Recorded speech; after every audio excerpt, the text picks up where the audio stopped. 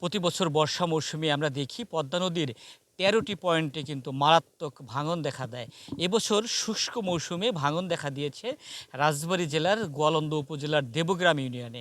আজ আমরা রয়েছি দেবগ্রাম ইউনিয়নের মুন্সিবাজার এলাকায়। দেবগ্রাম ইউনিয়নের মুন্সিবাজার এলাকায় ভয়াবহ ভাঙন শুরু হয়েছে। পদ্মার ভাঙনের কারণে এই এলাকার ফসলি জমি নদীগর্ভে বিলীন হচ্ছে।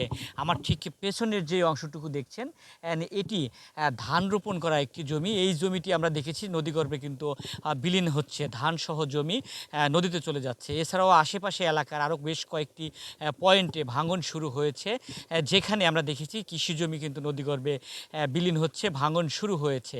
এছাড়াও স্থানীয়দের সাথে আমরা আজকে কথা বলেছি। স্থানীয়রা বলছে শুধু ফসলি জমি নয়, এই দেবগ্রাম ইউনিয়নের বেশ কিছু গুরুত্বপূর্ণ যে স্থাপনা রয়েছে, দেবগ্রাম ইউনিয়নের শিক্ষা প্রতিষ্ঠান রয়েছে, দেবগ্রাম ইউনিয়নের মুন্সিবাজার সহ জামে মসজিদ সহ কবরস্থান সহ গুরুত্বপূর্ণ অনেক স্থাপনা কিন্তু ভাঙন ঝুঁকিতে রয়েছে। পানি উন্নয়ন বোর্ড যদি অচিরেই ব্যবস্থা গ্রহণ না করে তাহলে আগামী বর্ষা মৌসুমে এই এলাকাটিতে পদ্মার ভাঙনের কারণে বসতি হারাতে পারে কিন্তু শত শত পরিবার।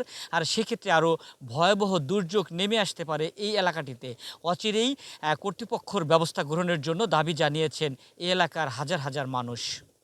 আমাকে হলো নাগাছিলাম আশা করে ধানের ভোট দিলাম। আসলে ধানের পক্ষে আমার কাছে ধানে একটু গাঙে একটু শাসন করতো, তাহলে আমাকে একটু বাঁচা থেকে পারতাম। আসলে আমাকে একটু গাঙে গাঙে বাঁধার নিকে একটু দাবি, যাতে গাংটা বা শাসন হয়, এই পর্যন্ত আমাকে একটু কাম ভাঙছি। আমি 2 ভাঙন দিছি, গাঙের 2 ভাঙছি। বেতুর ছিলাম, বেতুরতে আবার মধ্যে 6 বাড়ি করছিলাম, তারপর আবার এখানে আসি। এর গাঙের পাড়ালে পরিয়ে গেছি। এর যদি না বাদে তারা আর আমার স্থান নেই, আমাকে আর কোনো জায়গার যাওয়ার মতো কোনো কাজে পাইতে নেই। এর দাবি আমাকে নতুন ধানে বারকা বোর দিছি। আমাকে তারেক জিয়ার পার আমাকে ধান খেতের পার একটু প্রার্থনা, যাতে আমাকে ধান ডাঠে হালি পারে। আল্লাহ যে কদিন আছে আল্লাহ বাঁচা রাখে, সে কদিন ধানেই বোর দিয়ে যাবো আমরা। এই গত বছরও তো আপনার এই ভাঙা হয়েছিল। গত বছরও তো যারা ভোট দিচ্ছেন, তারা ভোট নিতে আসছিল, তারাও তো বলছিল যে আমরা নদী শাসন করে দেবো। না তারা করে নাই।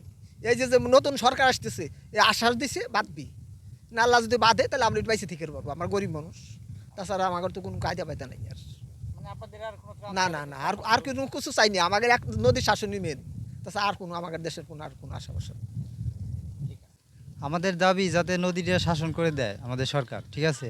আমরা নতুন সরকার মানে বড় আশায় করে সরকারে ভোট দিয়ে আমরা সরকার বানাইছি, ঠিক আছে। আমাদের অনেক আশা যে আমাদের সরকার বলেছেও, আর আমাদের আশাও যে সে আমাদের এই আশাটা পূরণ করবে, যে আমাদের নদীটা শাসন করে দেবে সে।